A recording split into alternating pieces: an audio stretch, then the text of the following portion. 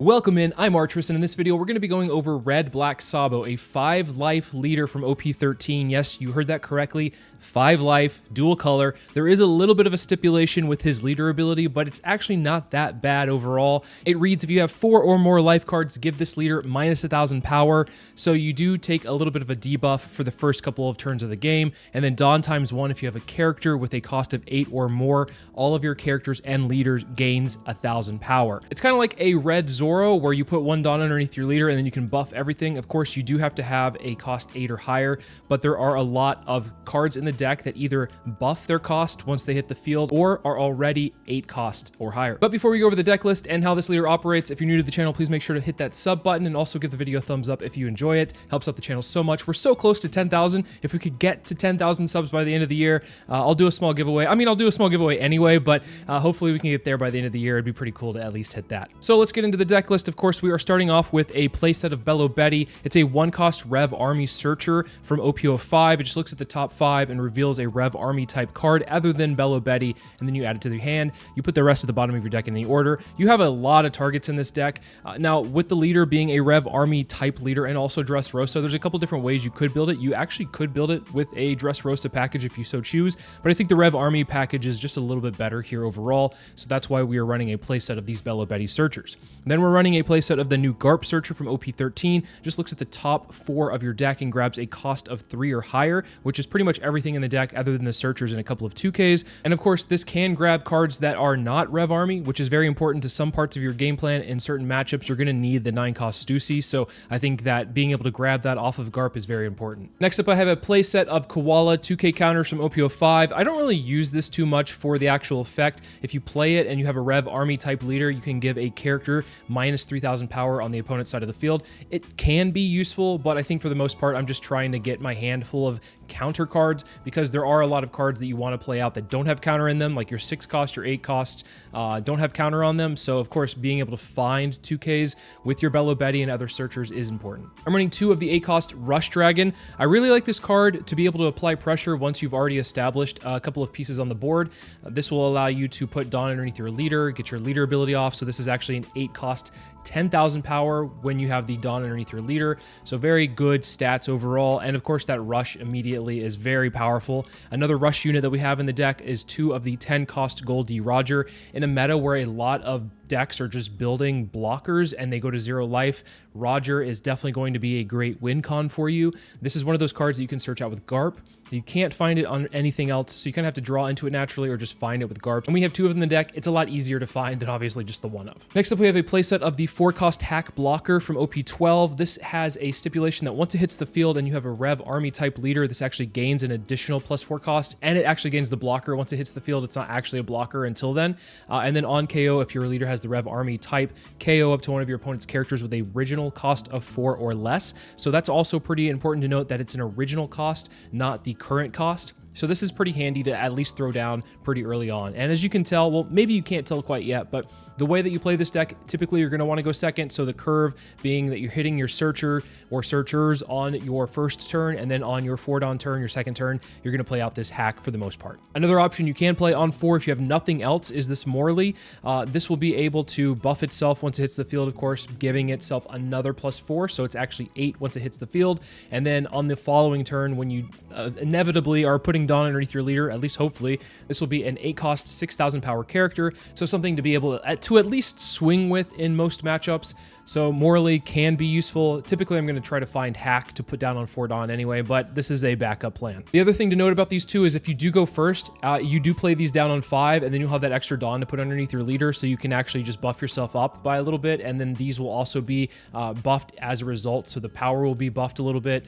That's also very nice to note. Next up, I'm running 2 of the 5-cost Sabo Blocker from OP04. I just really like this card. That's actually one of the reasons why I have it in here, but you could technically run this. It's arguably one of the cuttable cards because as time has gone on, I think that this blocker, while it's really good being able to draw 2 trash 2, I think you want to play other blockers in this deck, like the other newer Sabo, the 6-cost 7,000 power Sabo that says activate main once per turn up to one of your characters gains +2 cost until the end of your opponent's next turn, then give up to 1 rested Dawn card to your leader. So ideally your curve is you're playing your Bello Betty or your Garps, then you're playing Hack, then you're playing this Sabo, Sabo, and then following that, you're going to be playing any of the 8 costs that you have, which we'll get to in a second. We've already covered one of them, but we'll get to the other one in a second. We also have another new set of 2K counters, which is also serves as a blocker. It's a Sabo blocker from PRB02.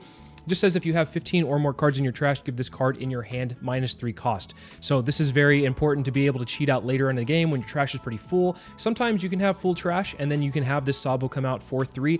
Otherwise, it can be revived off of this 8 cost dragon, or you can just play it outright if you want to, but typically you're going to want to play this Sabo more often than not, and keep this one in your hand because this one has counter, this one does not. This one's very important for your game plan. You're going to want to try to find this one as much as possible, especially hitting your 6 Dawn turn. If you can play this on 6 and then buff your leader up to 7, and then this, as a result, on defense will be an 8,000 power blocker, is very important to you being able to stabilize once you've taken a few life. Typically, you're going to be down to 3 life, and then you play this blocker out.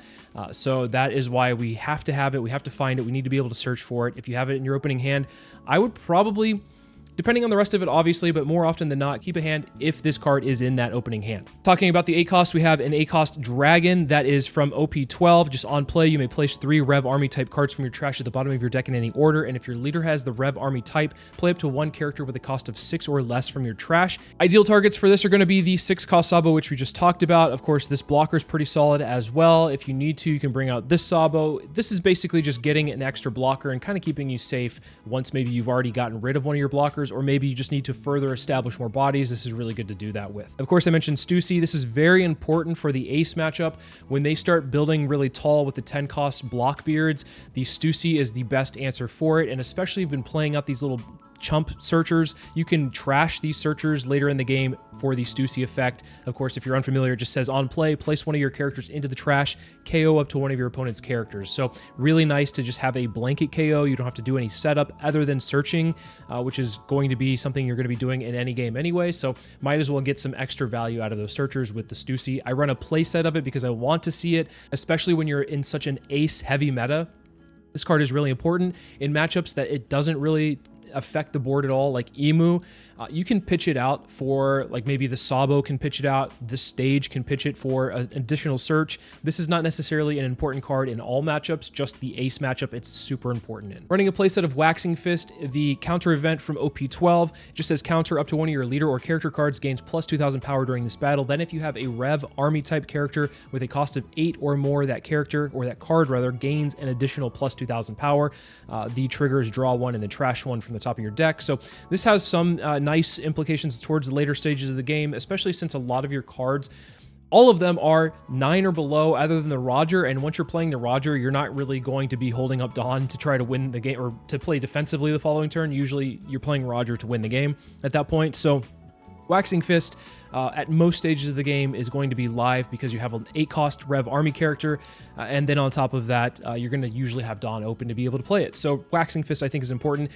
A playset might be a bit much, but I think for here, I wanted to kind of make a blanket deck list. There's a specific deck list that I've been trying out besides this that also runs the 10 cost Rush Shanks, less Waxing Fist, and maybe like Shariah, some less 2Ks. There's some other techs you can add in here, maybe taking the Waxing Fist out, arguably taking the Sabo out. But I think for the sake of this video, having the consistency of 4s for a lot of this is really important to be able to see the pieces and try them out. And then finally, I'm running 4 of the stage for Rev Army. It's Rev Army General Headquarters from OP05 all the way back then. Activate main, trash 1 card from your hand and rest the stage. Look at the top 3 cards of your deck and then reveal it to 1 Rev Army type card and add it to your hand. Then place the rest at the bottom of your deck in any order. So this, in the Emu matchup, as I mentioned, is a way to pitch out the Stussy so that you can get further into the deck and find pieces that you might need or that might be more effective against that playstyle. For instance, I'm going to be pitching this 9 times out of 10 to find an 8 cost dragon, to find this 8 cost dragon as well, to apply pressure or build a bigger board. So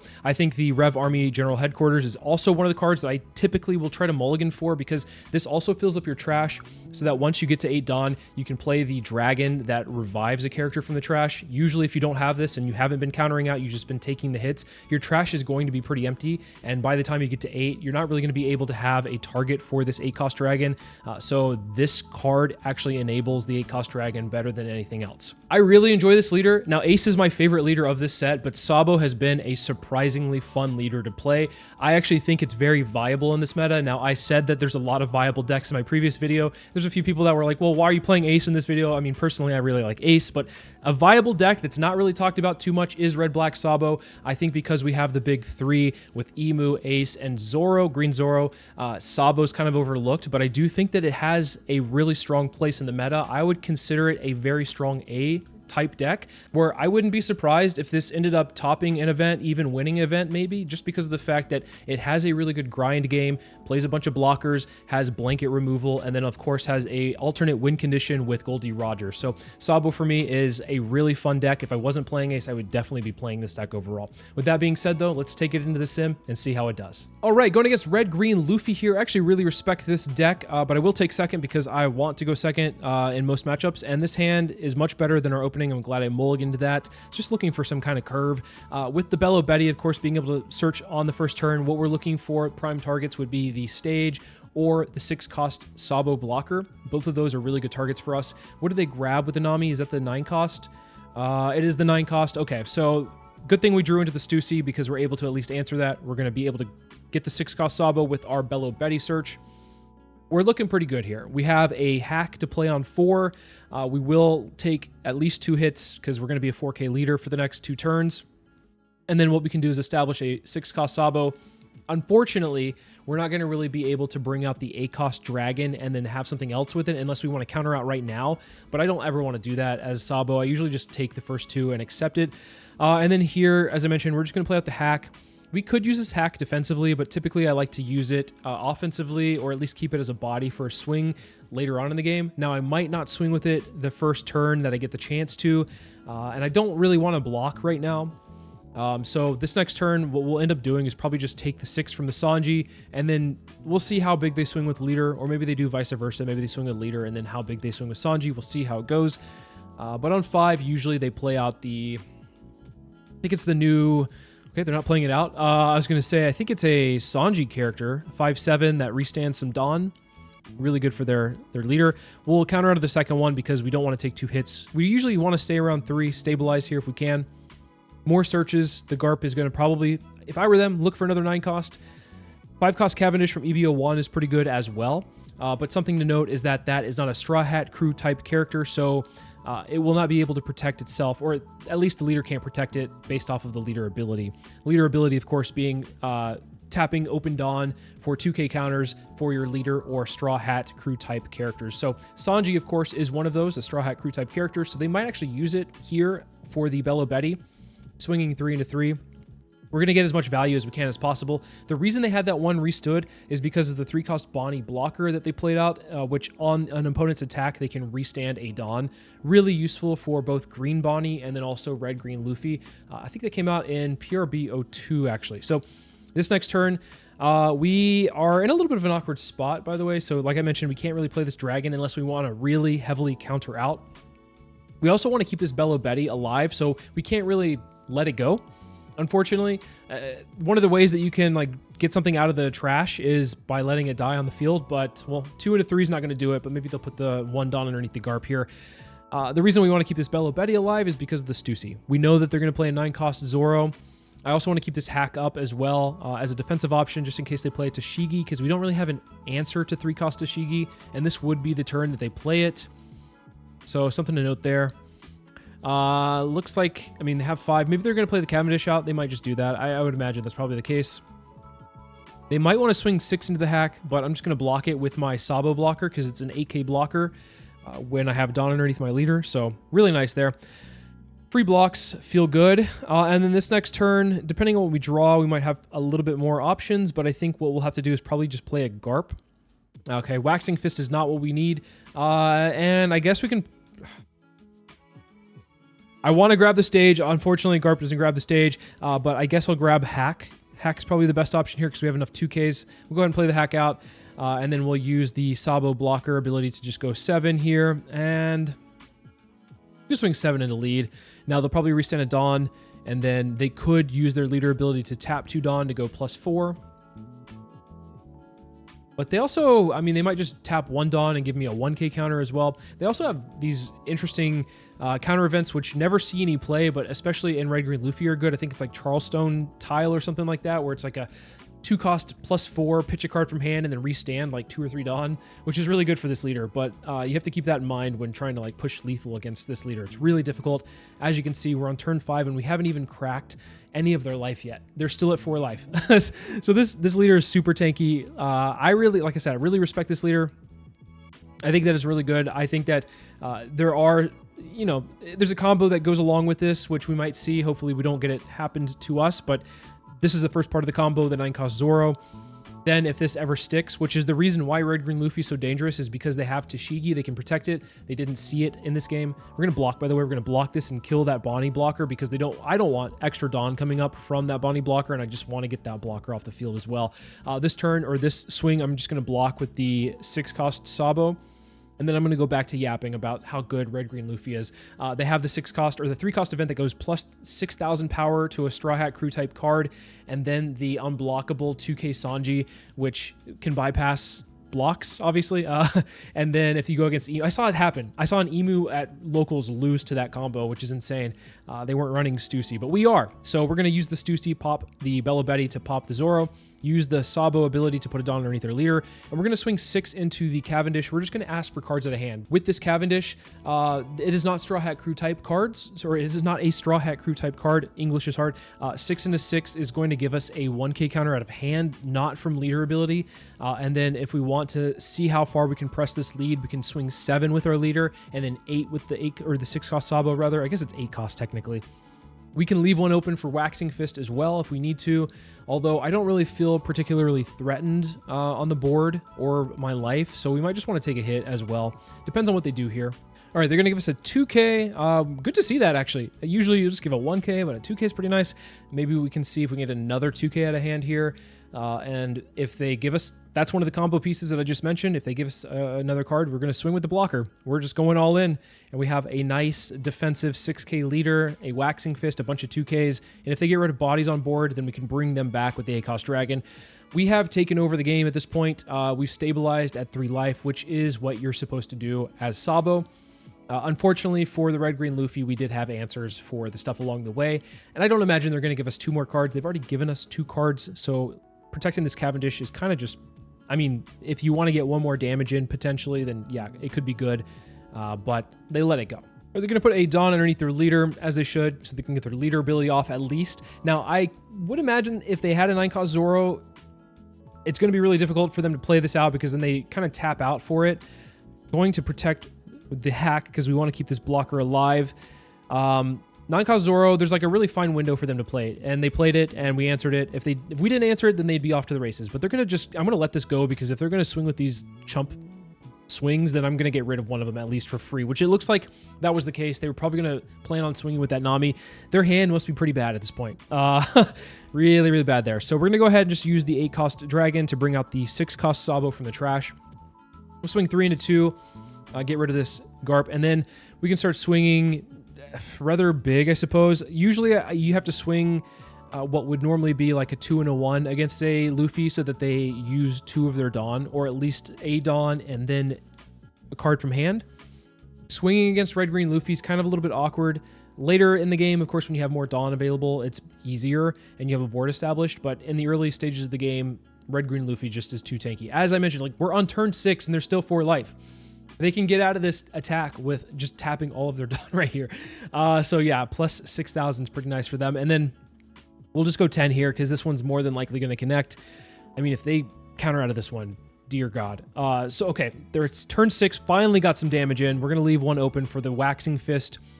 And I don't think that they really have a good way of coming back in this game, which is probably one of the reasons why Red Green Luffy is not really highly respected in the community, I suppose, because once you lose the thing that your whole game plan revolves around, you kind of just lose the game, which, I mean, I guess you could say that about any deck, but more so Red Green Luffy than anything else. They did have the combo, by the way. They had the 3-cost event and the 2-cost unblockable Sanji, giant pistol, and the unblockable Sanji was ready to go. So I'm glad we got rid of that Zoro while we did. All right, gonna go against Emu. We're gonna take second here. And while this hand has a Stussy in it, which is pretty useless against Emu, I really like the rest of this. We have a 4, 6, and an 8. So I think it's worth keeping for that reason alone. There's an opportunity in some instances where maybe they play a Stussy of their own and we can Stussy their Stussy, but honestly, like that might not even be a good play either. Usually the Stussy, once it's out on the field, they get rid of it anyway once they play the 10 elders, or 5 elders. So yeah, that's something to keep note of. Here, I think we just use the Garp search to find the only thing we can grab, which is the 8-cost dragon. I was going to put one underneath my leader because I'm so used to playing Ace, but it doesn't matter. It doesn't do anything. And then here, of course, we're just going to take whatever hit they throw at us. We'll have to take probably the next 2 hits, just go down to 3 life. That's what Sabo does, is stabilize. Here, we might want to play out the hack, the 4-cost hack. I mean, yeah, I think it's fine to just play out the hack. Usually you want to try to pressure Emu, because if they get to 10, then you're just kind of like screwed. But I think establishing a body is also fine. Even though, I mean, well, this body will survive a turn at least. Because if they do play out, I think it's Mars is the blocker. That's a 6-cost blocker. Then, unlucky. I was considering using it to get rid of the War Curie, but they just used the Saint Sharia, which is filling up their trash. They were at 5 at the start of the turn, and now they're at 8. So I can't actually KO the War Curie. So unlucky. We'll just use the hack as an attacker. This turn, we'll play out the 6-cost Sabo, use the effect to put a Dawn underneath our leader, and we'll swing 6 at lead, and then 7 at lead. Here, imagine the counter out of 1, and then probably use the War Curie to block the other one, which is, yeah, to be expected. They might also counter out, or they might just take it. I mean, here, they could use all of those options, and I think all of those are fine options. They do block, though, which is probably the best one, being able to stay at 4 life, get some cards back in hand, and then see what else they can further develop this turn is pretty important, I would imagine. Here, they're going to be probably playing out the 6-cost blocker, which I actually think it does get rid of the hack if they want to. I think it is a base cost of 5. If I'm remembering it right. Mars. They have to pitch a card from hand, and it KOs a base cost of 5. Doesn't look like they have it, though. They have Saturn instead, so they used the Saturn. They used the Empty Throne effect, so they paid 3 Dawn to bring out the Saturn. They might have another one. So they might just be doing like double Saturn, or they could do Saturn War Curie, which is pretty good use of their turn, putting out 2 bodies. Not too bad. They also might just put a lot of Dawn on their leader and then swing in, which could also be a thing. So if they swing below 8, though, we can block it with the Sabo. They do grab the Jupiter, which is the one that buffs all of their cards, makes their base power 7,000, which is honestly probably the hardest card to deal with because of the fact that they just buff everything. Here they are swinging 8. I think we just block, give them a 2K. I just wanted a free block, but I mean, they did swing correctly. Here, we'll go ahead and just play out the 6-cost Sabo instead of any hacks, just because we do have the 1 hack and we're going to be swinging with it. So let's swing 7 here. We go 7, 7. We'll go 8. I think we just go 8. Leave 1 open for the Waxing Fist, just in case they do play out. I think it's Nustero, which is like the one we just saw as a rusher, minus 2,000 to a character. Pretty important. They are running the Sabos instead of the Shirahoshi, which I've seen both. I think I've seen lists start to cut Shirahoshis and what's the other one? Stussy. And then add the Sabo blockers in and just make it more of a defensive Emu where they're able to like counter out easily and not... I guess like it is technically a defensive one with Stussy, but Stussy feels a little bit more aggressive because it has a body that they're establishing that they can swing with the following turn, even though it is technically a defensive play. They are playing out the Mars as I would have imagined they would have played the previous turn, but here they don't even... I'm assuming they don't even use the effect. Yeah, it doesn't even look like they're using the effect to kill the hack, which they are low on cards right now, so maybe there's a reason they did that. They are playing the Sabo out. Swinging 7 into lead. I think we could... I mean, we could block 1K. We could just give them a 2K as well. I mean, block 1K is probably the better option there.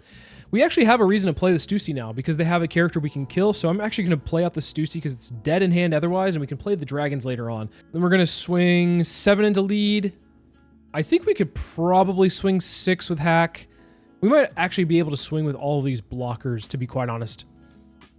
They're going to use a counter event here, going to 3 in hand, pretty low for them. Feeling pretty good on that, actually. They do take the 6. I think they might take the rest. Swing 7. They block this one, they block, and then we're going to swing 8 here with this other blocker. We're just going to be aggressive. Our blockers being upright doesn't really do us any good. We want to play aggressive against Emu.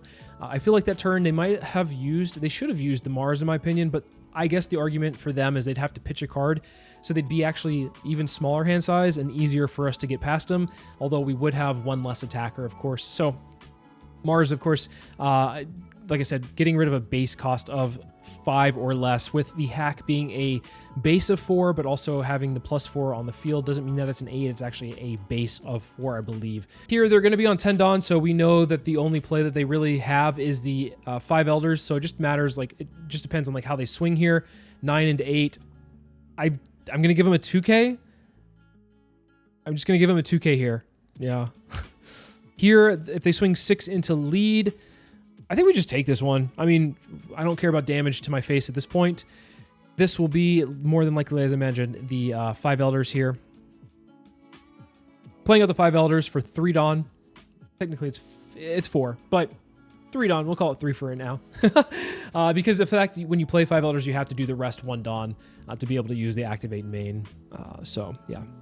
Good design there. I saw everything in the trash earlier, so yeah, I was like wondering why it was taking him a while to get that Noose Row out, but yeah, I think we're in a pretty good spot here. We're looking pretty good. The only thing we could really use, I would imagine, is probably a Roger. Roger being able to just at least not guarantee the game, but help us get to that stage. Once we get to 0 or they get to 0, they can't block, and then we just win. So here, if I were them, I'd probably just swing into their 7, probably just swing into the hack, get something off the field. They did get a Never Existed, so I think that's the last one. I'm not quite sure. And then if they get rid of the hack, I mean, it is what it is. We have 1 less swing. 7 into 4. I could protect this one. I'm just gonna let it go though. I think we want to keep that Waxing Fist for when they try to push for lethal on a different character, because they could probably just use the effect of Mars to kill the hack anyway, so might as well just get rid of it. This next turn is going to be interesting on what we draw, because if we draw I mean, we have a dragon, so at least we can establish a wide board, but I think what we do is we just swing with everything we have. Pressure them that way. We have really good swings. We have, unfortunately, we do have to play out the 8 cost in order for this to really get its full effect, because the 6 cost Sabo needs to have a rested Dawn to be able to put underneath a leader. Let's go ahead and just establish this Sabo so that we have blockers that can't be KO'd. We'll go ahead and swing 7. I think we swing 7 with this blocker. We swing 7 with lead, and then we could go 9-9, or 9-10 rather. They block. Interesting. 7 to 5. They block the other one. That's interesting. I don't know what that means. Never Existed. Okay, so they do +4/+1, and then a 10 into lead here. Another Never Existed, and then +2. So, okay, we're looking pretty good. They have 3 cards in hand. If they want to play the 5 Elders again, it means they're probably not going to have but maybe 2, maybe 3 cards in hand again. So their hand size is not really going to be good for them. And they didn't even have it. The other 5 Elders was in the trash. So, yeah, this is actually quite interesting that they didn't see multiple. I think we played it pretty well. We kind of got lucky there that we had the Stussy to use. We just went really wide. I suppose that does the job. All right, going against Ace here. This is a snap keep. I'm going second, and I have 2 Stussies, a Searcher, a 6 cost Sabo. Like, this is the perfect hand against Ace. Like, this is exactly what I want. And if I don't win this matchup, then I am just utter garbage. I mean, I guess I am already, but like if I don't, this is especially the case here. They're running Taxbeard. I don't have that in my deck, but I do respect that some decks do run 1 to 2 copies of it. But I think Taxbeard is not really needed in this scenario. Here, I think grabbing stage is fine, so we can start building up our trash, crafting our hand a little bit more. We don't need a Waxing Fist this early. Let's go ahead and grab a hack so we have something on 4. We have a really good setup here. Hack on 4. The 6 cost Sabo on 6, and then we can swing 6 with the hack, and then 7 with lead.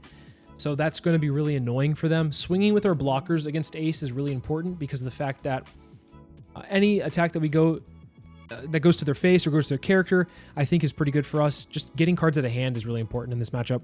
Of course, they're going to have a huge hand size at some point, so we need to just grind them down with as many swings as possible. Here, I think we might just pitch out the 8-cost Rush Dragon. I don't necessarily think we need it right now. We have one more in the deck, and just having one is pretty good. If we can establish the 8-cost Dragon on curve, the other one, the one that revives something, I think that's pretty solid as well. And then this turn, I imagine, okay, I was going to say probably a 7k swing regardless, and then maybe a blocker coming out, but it is the Yamato, which means that the hack does not get rid of it. Drawing into the other Rush Dragon is good and bad. It's good because of the fact that we have the other one in hand, but it's bad because that means we can't pitch it because we do want to keep this on the field, or in the hand, rather. I think that this 8-cost Dragon might actually be a better play this next turn, depending on what our trash looks like, what our hand looks like, what their board state looks like. So yeah, I think that, like I said, swing 6 with the hack. They'll probably give us a 1k here, and then we swing 7 with lead, and they might give us leader ability. They might also just take 1 and go to 2 life and then draw a bunch of cards. Usually I like to take one of the first hits that's thrown my way because I want to be able to have a really big hand size and have more options in the game as ace. But it looks like that might not be the case here. They might just be countering out just to stay as healthy as possible. Pitching a 9-cost as well. So 2 of the, one of their threats, I suppose, gone. The 9-cost Newgate, the 10-cost Taxbeard. That means that they probably have a pretty big hand still if they're getting rid of these characters on the field. So here they're going to swing. They're on 7, so their best play, or the play that I don't want to see the most, could be like a Yamato, like a 6-cost Yamato or like a 6-cost Ace. Just a rush unit is going to be really annoying. The Garp here grabbing a 10-cost, so Blockbeard. Pretty good. And then I don't really know what else they could do. Okay, so 4, Marco. So you're going to swing 7-7 probably, or maybe like 6-8. Honestly, against me, I'd just swing 6-8. 7-7 is a little bit, yeah. Or just swing 8. 8 first is fine. Are they going to swing the Yamato? I mean, I feel like they should. Here, I think we can just take this one. I'm not really too scared about going down to 2 life against them. They don't swing anything, which is also really interesting to see. We're going to pitch out the Sabo, grab a Waxing Fist, and our trash. What does it look like right now? It's not too good. So we're going to go ahead and just play out the Rush Dragon and apply a lot of pressure this turn. This next turn, they are going to be playing out the 8-cost event to cheat out Blockbeard, and then we want to make sure that the Marco's not on the field. I was hoping that the Yamato would be turned sideways, but it is not. But next turn it will, and they'll swing 8 with it, and then probably 8 with lead as well. So 6 in the lead here is just a simple 1k. If I were them, I would probably counter out of this 8 right here with like leader ability plus 1k. And that means they're down to 3 cards in hand. They could also take this as well if they want and kind of get a little bit more in hand to see what they have to work with. 9 into 6 here. Now this one's a good one to use their leader ability plus a 2k on. And then the 10 from the Dragon's probably going to be blocked by the Marco. So we made a small dent in their hand, only for it to be refilled with the PRB02 Marco. Such a good card, especially for ace. Being able to usually draw 3, in this scenario drawing 2, but most of the times drawing 3 is really good. And then the next turn, like I said, this is going to be a Blockbeard turn where they cheated out with the 8-cost event. I am Whitebeard. Do they rip life is the question. They do not. They are a coward. I'm kidding. I usually like to rip life where it matters, like trying to at least pressure my opponent a little bit more. But here, they didn't really need to use it. So I think just having a blocker and then a couple of 8k swings is really good against me specifically. I think I'll protect what I can. I am tapped out, so I don't have Waxing Fist available, but I do have a bunch of 2ks here. If they want to go for the board, I'm okay giving a pack. I don't want to give up the 6-cost Sabo. I think it's really important. And of course, and then Dragon, they can't really swing into it. So, I mean, no, they can't, because the most they can do is 9 here. So here, I think we just give them 2 2Ks because that's all we have. It doesn't really give them any information. If we give them 2 2Ks on the 8K swing, that gives them a little bit more information. Here, snap, get rid of that 10 cost, get that thing out of here. We're going to put a Dawn underneath their leader. We're going to use the stage. Oh, that was a misclick. I'm going too fast. I misclicked. I meant to hit the stage to pitch a stage. We get rid of a 2K there. Unfortunate. We'll go 6 into 6 here. We want to get rid of this body because if they have a follow-up Blockbeard, I don't want to have 2 AK swings coming at my face again. That is not very nice. We'll go 7 7 into 6 here. Easy 2K for them. I'm not afraid, by the way. So I'm just going to swing with everything here. If I'm at 1 life, I don't care. If I go to 0, so be it. We'll be fine. 8 into 6 here. This could be a leader ability plus a 1K. They might also just let it go. I think it's important for them to try to keep this, but of course, getting out of a 10K swing after all of these other swings is pretty hard to do. They do pitch a 10 cost. Pretty good to see. And we'll go 10 into 6 here. 4 cards in hand. This is how you whittle them down. You build this board, you poke them down, and then you force them to counter out of swings where they probably want to keep a body on the board. So I think that's important. The Stussy, of course, is super important for this matchup. Here is the 3rd Blockbeard that they've seen. Second one that they played, of course. And for us, we're in a really good spot. Hopefully we get a Searcher. What would be nice is getting a Searcher, although it doesn't really matter, I suppose, too much because of the fact that we wouldn't really have room to play it and then Stussy it. So 8 into 6, I think we just give them a Waxing Fist and then force them to swing with the Garp. They don't. The 2 open might be an Uta blocker that they can cheat out. Here, we will do it correctly. Grab a 2K for the stage. And then we'll put a Dawn underneath our leader. A little bit awkward what we have to do here, but I think it's fine because we want to swing with the hack. We're going to end up trashing the hack. They give us a 1K. Perfect. We'll trash the hack to get rid of the Newgate, and then we'll use the Sabo effect to then put 1 underneath our leader. We'll swing 8 into lead. We'll swing 8 with the Sabo, and then 10-10. These are really good numbers against Ace, and we have a lot of 2Ks in hand, and we're at 6 in hand as well, so we're not really in arguable like putting range. I don't think you would want to putting a person when they have 6 in hand. Maybe 7 or 8, but 6 is kind of like not really worth the Dawn investment there. I think I swing with this. Because of the fact that like if they go to 0, I mean it's going to be useless against Roger anyway. Not that that would matter because they can just counter out of all this anyway. But yeah, that being said, just be aggressive. We'll go 10 into lead here. They haven't used leader ability yet, which is something to note because they're going to have to use it if they want to stay alive here.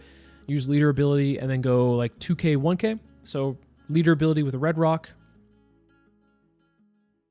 Here they go 2K, 1K. 2K, 1K. Yep. And then 10 into lead. They're going to have to block this one if they want to stay alive. And that means they have the Garp and their leader in order to try to break through my defenses here, which good luck. Godspeed. I don't think that there's ever a world where this goes through. I could be wrong, but I'm pretty sure that they're mathematically, it seems pretty impossible. Now, if they had a different character on the field that was not a Garp, then maybe there's a world where they could get some math in. I don't know off the top of my head, but yeah, I think seeing 2 Stussies, that's the reason why I kept it. Being able to answer both of the 10 cost Blockbeards that came down. Disgusting. This Ace player is probably so mad right now. I would be if I were them. Okay. 8 into 6. We can counter out the second attack as well, but we're just going to go ahead and give them the counter right now. They had the 4th one ready to go. Wow. Insane to see. They saw really well, but we just saw better. All right. Going to go against Roger. We're going to take second here, and I'm going to mulligan this hand, and oh my God. That's enough stages, okay? Oh, that is too many stages. At least the good thing with the stages is that you can pitch the stage. It's a Rev Army card, so it feeds the trash for Dragon. We'll grab the 6 cost Sabo, and then we'll play out the Garp and grab a Stussy. Okay, perfect. We have seen a really good start here. We have Hack on 4. We have the Sabo blocker on 6. We have Stussy ready to go. We can pitch out this other Rev Army stage with the Rev Army stage. Really nice there. I guess we can turn that into a 2K. So that's really nice. We'll play out the hack and we'll pass the turn here. We don't pressure Roger, which really sucks because we need to be able to pressure Roger. If they get to their 10 Dawn turn, well, which they do, if they get to 10 Dawn, then they'll become a 7K leader, and then it's just really hard to hit their face all the time. Although with the 6 cost Sabo, being able to put a Dawn underneath yourself and then buffing everything, that does help. With that being said, we want to pressure earlier. We don't want to pressure late, but we can start pressuring this next turn depending on what they do. Okay, great. The Bond Clay is really nice to see. They double ramp up. They will be on 10 next turn. Yikes. Okay, so we're going to go ahead and just, I think we pitch the 6 cost Sabo. We'll grab a Garp here. We'll play out the other one, and then we'll use the ability, and I think we just swing 7 here, and I'm going to leave the hack up because I want to be able to KO the Bond Clay if they don't swing with it. If they don't swing with the Bond Clay, then it's really hard for me to establish a big body. They are swinging with it, which is nice to see. They're swinging 8, 9. Okay, we're going to block 2K that. And then there's an argument to block this next attack, but if they have a Rayleigh, the new 8 cost 9,000 power rush character, then that could be a problem. So I'm pretty okay with 8 into 8, huh? I can give him a 1K for this. I expected that to go to face, but that is what it is. Okay, they're running Katakuri. Interesting. I mean, that's fine. I think that's a good alternative for now because of the fact that the promo Roger is not available. So this Katakuri will be replaced by the promo Roger, in my opinion, once we get that. Let's go ahead and play out the dragon. Bottom the cards we don't need. Play out another blocker Sabo, and then here what we can end up doing is, I actually like my hand, so I'm not going to use the stage. I'm going to swing 3 into 1. See if they give us any cards. See if they block. Hopefully, blocking is beautiful. We love to see that. We're going to go 6 into 1.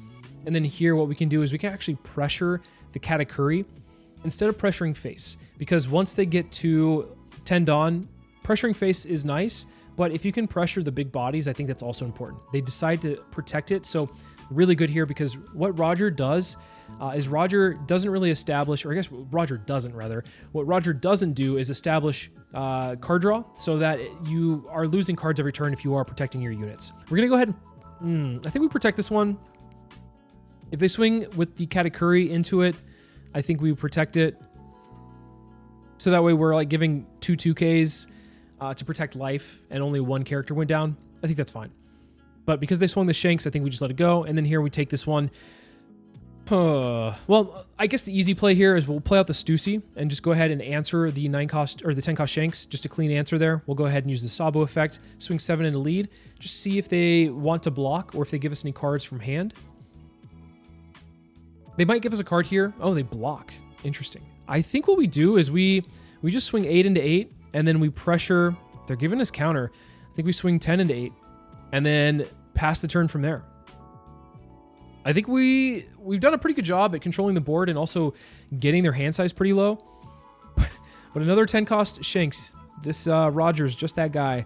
Seeing your 10 cost Shanks is probably one of the hardest things to do as Roger. That's one of the reasons why Roger's like not necessarily the best deck because of the fact that you don't have uber consistency getting your top end. I think we just play out this dragon and we can pressure. We can pressure the Shanks pretty nicely, in my opinion. I think what we do is we just go all in. We go 13 into 12 and see if they have a 2K. If they give us a 2K, I'm not even going to swing. I don't think I want to swing if that's the case. They give us a 0 cost event. Oh, I'm definitely not swinging at this point. We're going to have them in top deck mode and see if they can get rid of my board in the meantime. They gave a lot of cards for that, and I think because of that, we're actually in a really good spot. We just have to make sure that we stay relatively healthy here. 15 into Stussy. I think I block that one because if that's the case, then that forces them to put more Dawn on their leader to swing into the Stussy. So I think that's fine. They decide to swing really big into the Stussy, then I think also we just let it go. And then focus down the 10 cost Shanks. They are going 13 into 9. I could protect it, but I think it's better to not. I think it's better to just let that go. We could establish a board again because we have an 8 cost dragon. We could also test their hand and play out the Roger and swing 12 to 12, but I don't think that's a good option either. I think here we put one underneath our leader and then we just go 12 into 12, see if we can get one card out of hand or get this character off the field. If the character goes, then we can play a blocker, but the character does not go. So we're going to go ahead and swing 12 into 12, get the Shanks off the field, and then swing 7 into 7, guaranteed hit. This is usually not how these matches go. When I guess we've starved them so tremendously, then this is how you should play it. This is a little bit of an abnormal game, but it is what it is. And then to follow it up, a 10 cost Roger. Are they going to hit face? Or are they going to hit bodies? I think where the Roger might be making mistakes is that they should probably be going for my face. I think at this point, with one card in hand, I mean, sure, I will take that one, of course, but I would, if they swung their Shanks into my face the past couple turns, it would have been like really good for me, or for them rather. Gosh, they really are just not letting any of these bodies go. Okay, so we're going to go and swing 13 into 13, and then we're going to swing 7 into lead, and then I think we just pitch out one of the hacks. See what we can get. I guess 2k just to have a 2k because the rest of the cards, the Stussy's not grabbable and the 6-cost Sabo doesn't really do us much good outside of that. Shanks to find an Odin blocker, which means that 10-cost Roger could be online. I think we could actually, well, maybe. We might be able to pressure. 11 and a 9 here. Okay, we're going to give them counter because we want to keep these bodies on the field. Let's play out the dragon. And we'll pitch cards from the bottom, or to the bottom of the deck. We'll play out the 6-cost Sabo, put a Dawn underneath my leader. Swing 7 into 7. Do they give us a card? Do they take it? They take it. And then here's an interesting thing. Okay, I was going to say, if we get them to 0, there's a chance we could actually end up losing. There's still a chance we could end up losing, but let's just pressure them down and see if we can get them to 0, and then they block. I think we can still pressure them because of the fact we have the Waxing Fist. If they play out Roger this next turn, we can Waxing Fist their leader and then just take the Roger hit. I think that's fine. Let's see what they do, though. Do they have another Roger? Do they have another 10-drop? They have seen 3 10-drops in a row, which is insane, because when I play Roger, I only see like 1 or 2. They saw 4 10-drops in a row.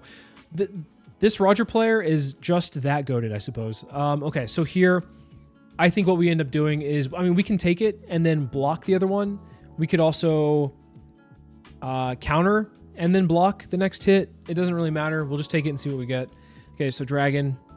We could play the Dragon next turn. I mean, we have game, so let's see what we can do here. Let's block, of course. Let's block with the Shanks. Boom. And then the next turn. And then here, just put a couple underneath our leader with the Dragon, so that way we can just swing a bunch of 8s and 9s with 3 cards in hand. Obviously, we could have done it without this 8-cost Dragon, but, you know, might as well put all the Dragons on the board if we can. They do counter out of that. They have seen a lot of counter. That's insane. Good for them. That was an interesting match. I think that if they had pressured face, maybe we would have been playing a little bit differently there. I almost felt bad for that ace player. Oh my gosh, being able to just get rid of everything that they threw down was pretty annoying for them, I would have to imagine. So that being said, Sabo felt pretty strong. There were times where maybe I was a little bit counter light and had maybe not enough pressure on the board. And in those situations, yeah, Sabo can feel a little rough, but I do really like how this leader plays out. And I'm hoping that over time, it just gets even stronger. I really like the core we have now. As I mentioned in the intro, I believe that there's other ways to build this out. I have a deck list where I'm testing out the 10-cost Shanks, Rush Shanks, because once you play that down, when you have this out on the field, the 6-cost Sabo, and then you've already played the 10-cost Shanks, getting the ability to put Dawn underneath your leader, and then buffing everything, and then making yourself defensive, is super powerful. And of course, the -1000 to the opponent's side of the field is a nice little blanket effect as well. But I found myself kind of finding it consistently enough when I was only running 2, and then like I split it between like Stussy's, and I think I split it between some other things as well. But I've been testing out some other deck lists, that being said. In the comments below, let me know what you think about Red Black Sabo. What have you added in? Any spicy additions that I might have missed? I would love to hear from you guys. As always, thank you guys so much for watching, and I'll see you in the next video.